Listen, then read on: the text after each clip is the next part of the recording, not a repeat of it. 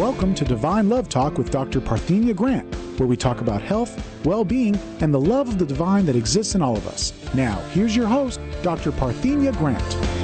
Welcome. We are so excited to have you here this Valentine's Day week. I know a lot of you will be celebrating Valentine's Day this weekend, although it's Thursday.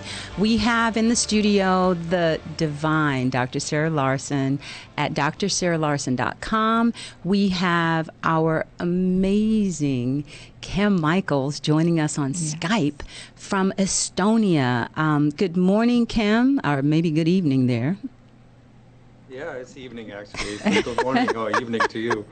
Okay, Kim, I know you've lived in the United States, but and this, I know this is a very uninformed question, but do they celebrate Valentine's Day in Estonia?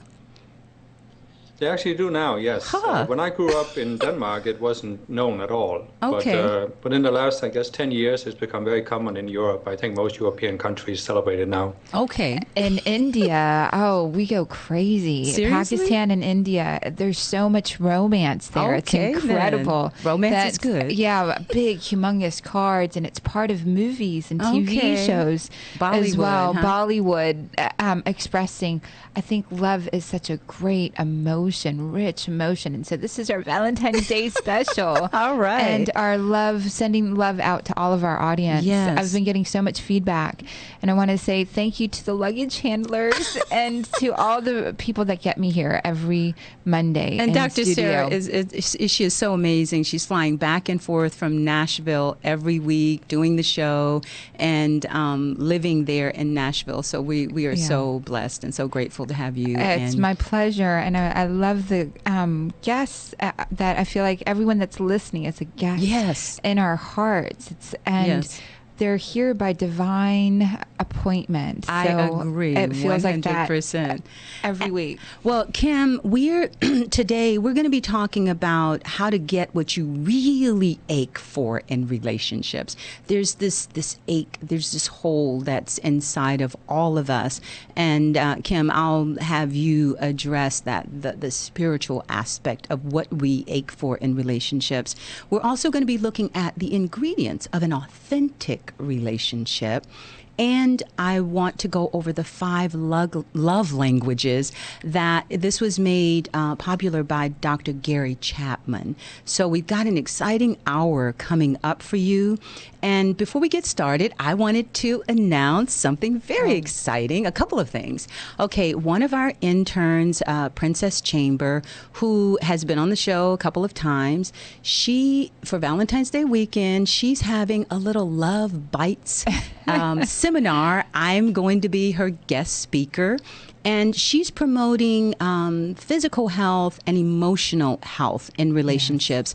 And those of you who saw the show with Princess on it, she lost about 50 pounds with the diet in my book.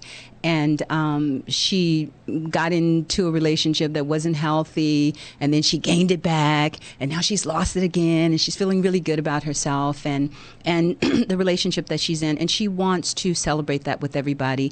And she's really promoting healthy eating. So she's going to have a buffet, an all-you-can-eat, healthy, organic, gluten-free menu there, and we're going to be talking about healthy bodies, healthy minds, and healthy relationships. So go to Divine Love Talk on Facebook. We've got it posted there.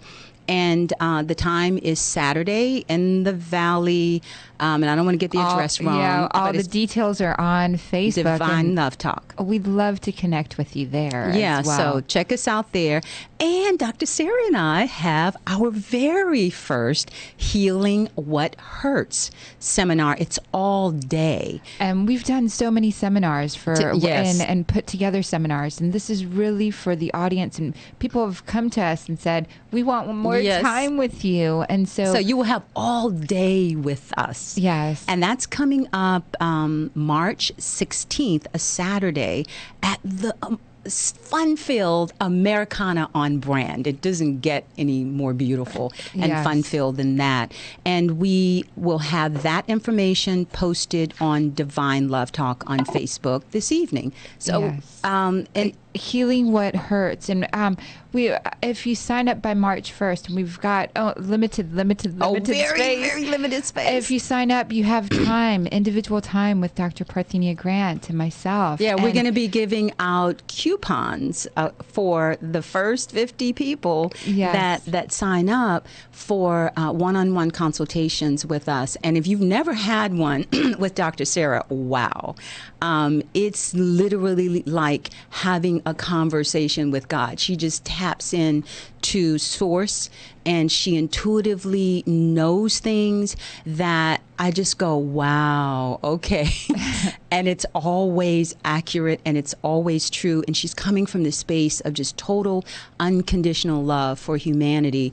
And so having an opportunity to have a one-on-one with Dr. Sarah, that is priceless. Thank you. And I want to talk about what it's like to have a session with you. It's you're an empath, and when people come to you, you take on what they've been feeling and experiencing and put it into words and give them the capacity, the critical thinking ability, ways to look at it, and just honoring it. And honoring it. And then they always feel better after leaving, really That's connecting into all of everything that's going on, that has gone on over time. And we all come here with our gifts and abilities. Yes. And you said something before the show about the three of us. I wanted to share that with Kim. It was Kim. A metaphor for the three of us, Kim. Kim, coming in this week, I just realized that you are the spirit part of the show. Every week, everyone's tuning in and getting connected to their spirit. Yes. And Parthenia, you teach at university critical thinking. I'm the mind. And transformation of the mind. Yes. And really, really actively. And I realized that for me, I'm body, physically out there doing it, as well as really tapped in with the wisdom of the body. Absolutely. So, Kim, I just wanted to share that with you, and I thought that she's on the money with that. Great. Okay. So I wanted to now move into an incredible piece that I want everybody to just Google it, Oriah Mountain Dreamer, and it's called The Invitation. And what we're talking about today, our title is how to get what you really ache for in relationships. And in order to do that, you kind of gotta have a ground foundation. You gotta get grounded in what's really, really important in a relationship. And I think that Oriah Mountain Dreamer poses some really, really valid questions and statements that everyone should look at in terms of what does a meaningful, healthy relationship look like? And she says, I'm just going to share this. She says, it doesn't interest me what you do for a living. I want to know what you ache for. And if you dare to dream of meeting your heart's longing. It doesn't interest me how old you are. I want to know if you can risk looking like a fool for love, for your dream, for the adventure of being alive. It doesn't interest me what planets are squaring your moon.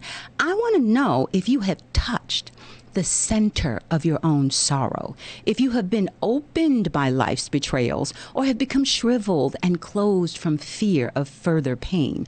I want to know if you can sit with pain, mine or your own, without moving to hide it or fade it or fix it. I want to know if you can be with joy, mine or your own, and if you can dance with wildness and let the ecstasy fill you to the tips of your fingers and toes without cautioning us to be careful, be realistic, remember the limitations of being human. Okay, it doesn't interest me if the story you're telling me is true. We all make up stories about ourselves, okay? I want to know if you can disappoint another to be true to yourself, if you can bear the accusation of betrayal and not betray your own soul, if you can be faithful and therefore trustworthy. I want to know if you can sit with beauty even when it is not pretty every day, and if you can source your life, your own life, from its presence. I want to know if you can live with failure, yours and mine, and still stand at the edge of the lake and shout to the silver of the moon, yes. It doesn't interest me to know where you live or how much money you have. I want to know if you can get up after a night of grief and despair, weary and bruised to the bone, and do what needs to be done to feed the children.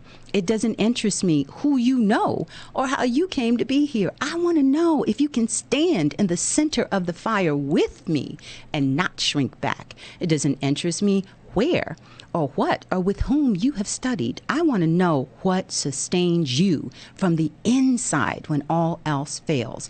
I want to know if you can be alone with yourself and if you truly like the company you keep in the empty moments. That is so profound and beautiful. My students love it. Every year I have to share that one. Oh, and I think we're going to post it on Divine Love Talk. Absolutely. On Facebook. We'll put it in a note. We'll have to. I'll make it real pretty. We'll put it in a note so you can just go to Divine Love Talk. And be sure and get Oriah Mountain Dreamer's book. And this little piece is called The Invitation. Now, Kim, in terms of spiritual relationships and what we really ache for in a relationship, there's a lot of superficiality that we tend to pursue in a relationship, and a lot of it has to do with desire and lust and just tapping into the physical attraction there versus a real heart connection. Could you speak to us on that? Yeah, I think it would be helpful to distinguish between earthly relationships and spiritual relationships, because we are brought up to not really have any idea of spiritual relationships, so we think it's all one and the same. Yes. And I think that what that does for us is it makes us pursue in an earthly relationship what we can only find in a spiritual relationship. Absolutely. So in other words, what we really ache for, what we really long for is an inner sense of wholeness, of oneness with something greater than ourselves. And I have found myself, I mean, I've been on the spiritual path now for 36 years, and I have found that inner longing can only be filled by my own higher self. Yes.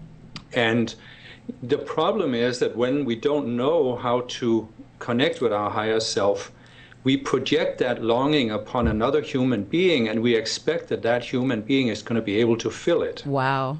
And none of us can do that for each other. And I think right there we have the basic foundation set for failure of relationships. And look at the marriage, the divorce rate. Okay, in America, oh my God, it's like almost at 80% now. It is. It's incredible. Failing. And love is so complex. And yet it doesn't have to be. It really can be so simple. We come in with all the instructions within us on how to love. That description is how a child loves. Yes. A child doesn't care what you do or anything that came before. They just feel your heart. The moment that you guys are together. But I think Kim hit like the soul of the problem is that we are expecting another human being to fulfill us in a way that is not humanly possible. Yes. So when we come back after commercial break, we are going to be looking at the ingredients of an authentic relationship, and we're going to be looking at the 5 love languages, how we can communicate from an open heart. And better address the needs of our beloved, our beloved other. Yes. You're listening to Divine Love Talk on CRN with Dr. Parthenia Grant and my lovely co-host, the divine Dr. Sarah Larsen at drsarahlarsen.com and Kim Michaels in Estonia at transcendencetoolbox.com. All right, you are listening to Divine Love Talk on CRN with Dr. Parthenia Grant and my co-host, the divine Dr. Sarah Larsen and Kim Michaels from Transcendence Toolbox in Estonia. Today, we are talking about how to get what you really ache for in relationships. And we're returning to talk about the ingredients of an authentic relationship. Yes. And some of the ones that we've come up with is absolutely you've got to have honesty. in a relationship, because that's the foundation for being able to trust the other person. And reality, only your relationship only happens in your mind. That's You've true. Never been inside of someone else's body or their thinking or their that essence. Really, truly, everything that you experience with another person, your body had to bring in and filter and create. Yeah. And so honesty is such an integral part. Sharing what you feel and how you're thinking. Yes, and it gives the other person a choice. And you're truly giving the other person a choice in how to respond when you're completely honest. I did this. I feel this way. Yeah. I love this. Right. And, you know, along with honesty I think hand in hand would be transparency. Yes. Where you're not holding all these secrets, you know, because the person might think I'm a bad person if I tell them this or tell them that. You know, you should be able to reveal who you really are and feel safe in that. And it's just a necessary ingredient. That honesty part. And really, society doesn't teach us how to be honest. It teaches us to be afraid of I'm afraid telling of the truth. loss. Yeah. But truly, when you can be honest, you're truly free. Yes. It brings true freedom to really share. And communication with compassion, always communicating from a space of how is this going to land with the other person. Honesty with compassion. Right. Who you truly are, and then also what you feel in response to what the other is saying to you. And, you know, Dr. David Viscott said that you are only as sick as your secrets. And so when you come into a relationship and you feel like, oh, I can't tell this about my past, how are you going to have an authentic relationship? Right. Because you're totally out of integrity at that point anyway. And what I see that's really, you know, with all the people that come to me with relationship issues, there's fundamentally an issue with integrity. Yes. You know, they don't have the courage to really be who they are and tell the truth and be authentic in that relationship. And another ingredient is appreciation for who that person is and for that person showing up and receiving you. And, you know, along with appreciation comes not taking that person for granted. It's so easy once you get in a relationship to say, I'm there now, you know, that person is mine. And so, you know, that egoic taking person for granted and treating them like a doormat, well, they're ready to walk out the door, you know, when you start treating them like a doormat, if they have any iota of self-worth. I think appreciation is such a vital part. When someone hasn't been there, when you first experience them, you notice all the similarities. Yes. And you connect with in such an intimate way to all the similarities, and you're almost like a cheerleader for them. Right. And then what we were talking about earlier was that mirror. You know, the other person holds up a mirror and they show you the areas that you need to grow in. Yes. And you can, when you start looking at yourself in that mirror, you might not like the way you look. And then you can, if you're moving from a place of the ego, you can become very ugly and in denial. And then that's where the relationship starts to break down. And it's a lack of authenticity. I wanted to pull Kim, you know, into this discussion about the ingredients of an authentic relationship. And from the standpoint of an ego, I'm sure you can address that, Kim. Well, yeah, when you were talking about the different ingredients there, what hit me is that you said something like society doesn't teach us how to be honest. Right. And I think that's very key because we're not really taught to be honest with ourselves. Yes. And so I think that many times when we go into a relationship, we are not actually having a relationship with another human being. Yes. We are, like Sarah was saying, we're having a relationship with an image in our own minds. A fantasy. And that image is defined by our own wounds, by our own shortcomings. Yes. And I think the real problem here is that society doesn't teach us how to deal with our psychologies and how to overcome our psychological issues. Okay, so Kim, and because of that, Kim, just a second. What's our only... Kim, when we come back from commercial break, I want you to hold that thought about, you know, we need someone to teach us the psychology. You're listening to Divine Love Talk on CRN with Dr. Parthenia Grant, Dr. Sarah Larsen, and Kim Michaels in Estonia. We'll be back in just a second. All right. We're back with Divine Love Talk on CRN with Dr. Parthenia Grant and Dr. Sarah Larsen at drsarahlarsen.com, Kim Michaels from Transcendence Toolbox. And we are talking about how to get what you really ache for in a relationship today. And Kim, you were making a very cogent point before we had to break for commercial on about the ingredients of an authentic relationship and the whole psychology behind that. So we're off with you. Yeah, what I was saying was that we are not taught in our society how to deal with our own psychology and how to overcome our psychological limitations. And what that leaves us with is we can only see one option. We think we have to hide them. Yes. And so when we enter a relationship, we think that in order to even enter the relationship, we have to hide certain things from the other person or they won't love us. Yes.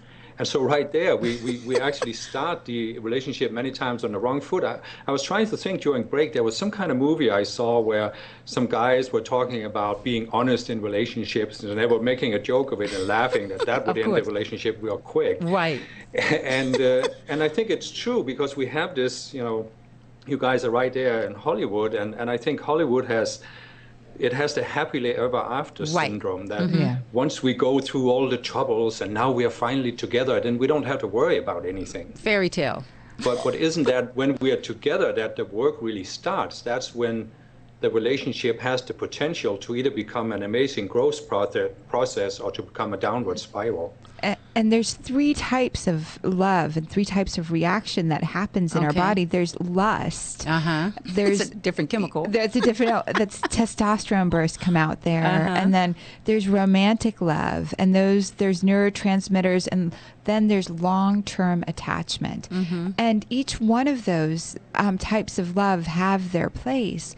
But the most important for connecting to God, because you were making such a beautiful point earlier. With Rumi, how he said that your relationship with a physical person, the other half that you're looking for, your beloved, he calls it actually teaches us how to love and connect with our love for the divine. If we are not able to experience love within ourselves first, and then experience what love is with another authentic, love with another human being, it would be very, very difficult for that person to try and stretch and connect with the possibility of love with the divine. Right. So our parents as children are our connection models, to God, and God gives, and our relationship to money and our relationship to love. Yes. And then later it becomes our partner, becomes that source of connection, a representation of our connection to how we feel towards that energy as well. And I want to just bring in a couple quick points with that. Okay. Rumi said, when I heard my love story, the first love story, I began searching for love, searching for my partner, my soulmate. And that was a lifelong quest for him. A lifelong quest, only to return back into myself. Absolutely. Love is constantly really showing you all about you and your ability to feel connected. And he says this incredible line about we go searching for trinkets. Yes. And he said the entire treasure house is within your being. Yes. And that is kind of what happens with love. We go looking for these little baubles and these little trinkets, and we totally overlook that the treasure house is right there within our heart. Us. And love is a chemical state of mind that's part of our genes. We're hardwired for love. And absolutely. It's influenced by upbringing. We're hardwired for romance. Yes. And diligently, it's such a complex emotion that once you start really understanding it, breaking it down, what it means, romantic love is like obsessive compulsive disorder. It floods us sure. like with the same chemicals. Like you're insane. Right. And it truly is. You truly are in that moment because you're not able to see. You're irrational. Right. Love makes you blind. Yes, like, yes. You're not able to see 85% of the time you're fantasizing about the other person. This has been nothing to do with that person. Right. Scientifically been shown that when you fall in love and being deeply loved by someone, that long-term attachment gives you strength, while loving someone deeply gives you courage. How about that? And that was said by Lao Tzu. Yeah, and it's such it's courage. It takes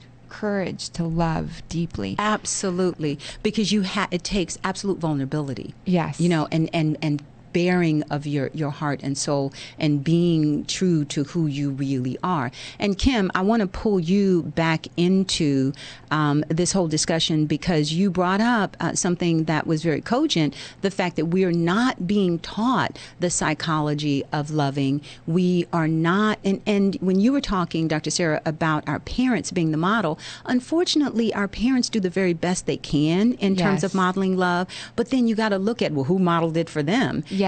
And so because we have very, very poor models for what real, unconditional, authentic love looks like, is it any wonder that we're a mess and that, marriages are failing at 80% in America? Right. We need some new models. And here at Divine Love Talk, that is really what this is all about for me, is creating paradigm shifts.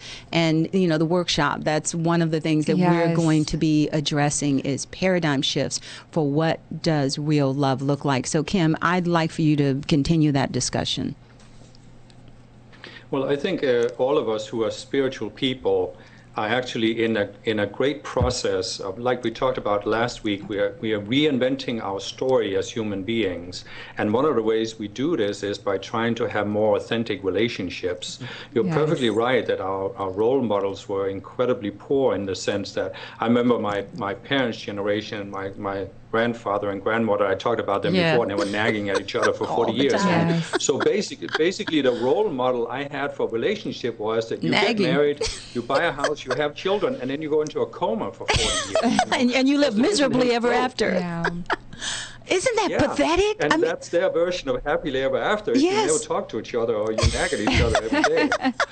And we put and I think we need to reinvent that whole thing. We need to actually realize that as children, we tend to be imitators. Yes. But there comes a point, I feel, where the essential key to becoming an adult is actually to say, now I'm no longer be an imitator. I'm going to make my own way in life. Yes, be a creator. And that's part of what this workshop and part of this radio show is. Reinventing relationships. Right. And in that sense, there is no trail really for you to follow. Right. So create the trail. Teach people around you how to love by being love yourself and leave for them a trail. Be the model. Create that. And not being afraid to tell someone what you need in order to feel love, which segues me into Dr. Gary Chapman's 5 love languages. And what I always say, and I go over this in class, is that if you cannot intuitively figure out what your beloved's love language is, we all have a primary love language and a secondary one. If you can't figure it out, try all 5 of them. Okay. And so he's got a test on the website as well. So, and we'll post that on Divine Love Talk. Yeah. So get the book and do the little test. But it, essentially, there's gifts. That is my primary love language, gifts. It can just be a bottle of kombucha or an organic fruit off of your tree or a little flower that you picked up in your garden on the way in. But I'm so touched, a little note, something tangible. That's my love language. And I don't know why. It just is.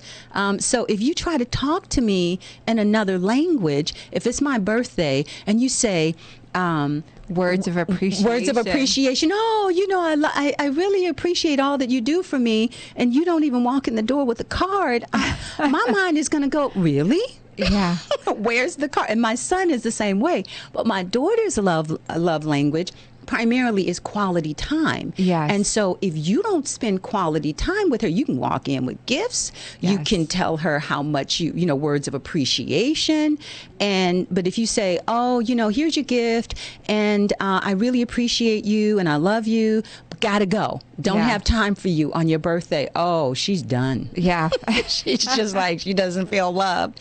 And then I have a cousin, her love language is acts of service. Yes. You know, and she loves a clean house and she loves everything in order. And so if you want to show your love for her, then you help her keep everything in her space in order, and you do these little tiny acts of service for her. Oh, honey, would you run and get that out of the car for me? Do you mind running to the store over here? She feels loved.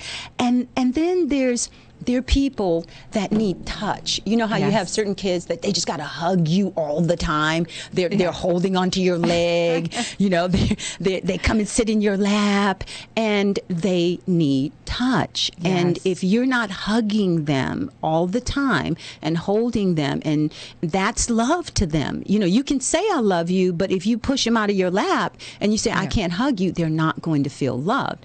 So if you can't figure it out, it ought to be obvious, you know, when you do things for someone that you love and you see their eyes light up, that's their love language.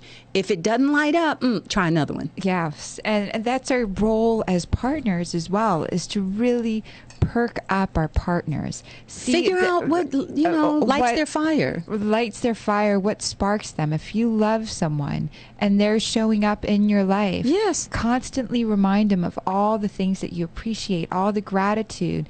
And I think that's one of the biggest things. Encourage them to move in the direction of their dreams. But also it should be, in my opinion, you should be honored to speak that person's love language. Yes. I was going over this in class one day, and one of my students who had a little kid who was like about 5 or 6 years old, and she said, oh my God, my son's love language is gifts. Why, you know, he doesn't appreciate any, and she's like so upset that that's his love language. And she's like, well, why can't he be? And I said, well, that's his love language. Yes. Okay, well, you want him to be something else. If you want him to feel loved, then he needs little gifts from you to feel loved. And just because that's not your love language, you're trying to speak to him in Greek, and he's speaking Hebrew, you know, and then the two of you don't feel, you know, you don't feel appreciated because that's not your love language. Yes. But we should be honored to speak to our beloved in whatever language they speak. Yes. Or that they can hear you in. That they can hear you in. And that's the important part to remember, is everyone experiences you inside of themselves, not the you that you are. So being able to communicate in a way that they understand it becomes the key. And it's consideration. You are listening to Divine Love Talk on CRN with Dr. Parthenia Grant. And we're talking about the 5 love languages, which you can check out Dr. Gary Chapman's book. Now, from a spiritual standpoint, Kim, and I know you have something to add to the 5 love languages. Well, I would say that in terms of general with relationships, that if we could look at everything in life as an opportunity to learn something, as an opportunity to grow, I think we would make relationships much easier. Yes. There's actually a very old saying that the spiritual masters of all time have used, and it is that when the student is ready, the teacher appears. Yes. And what I see a lot in relationships is that, you know, like we talked about earlier, you expect something from a relationship, and then you're almost guaranteed not to have those expectations fulfilled. Right. And then the question is, what do you then do? And if you can approach the relationship as a learning potential, then you could say, but my partner is the perfect partner for me in my present state of consciousness. Yes. Because I have attracted the partner to me that is the perfect teacher, which gives me an opportunity to grow by showing me what it is in myself that's limiting me, that's holding me back. Absolutely. And if you look at it that way, then instead of blaming your partner for not being the perfect human being, you can start looking at yourself and saying, hey, how can I change? How can I learn from this? And you know what? My experience has... Go ahead. Go ahead, Ken. Yeah, my experience has been that if you focus on learning the lesson from a relationship, then one or two things will happen. Either the relationship will actually be exactly the kind of relationship you want once you get over the hump of learning what you need to learn, or in some cases, the relationship will simply change and you will move on to a better relationship. Very but good. Either way, you win. Yeah. And I was going to piggyback off of that because sometimes the lesson that you need to get in a relationship is that staying in that relationship, if it insults your soul, then that's the lesson that you need to learn, that you don't need to stay in a relationship that insults your soul.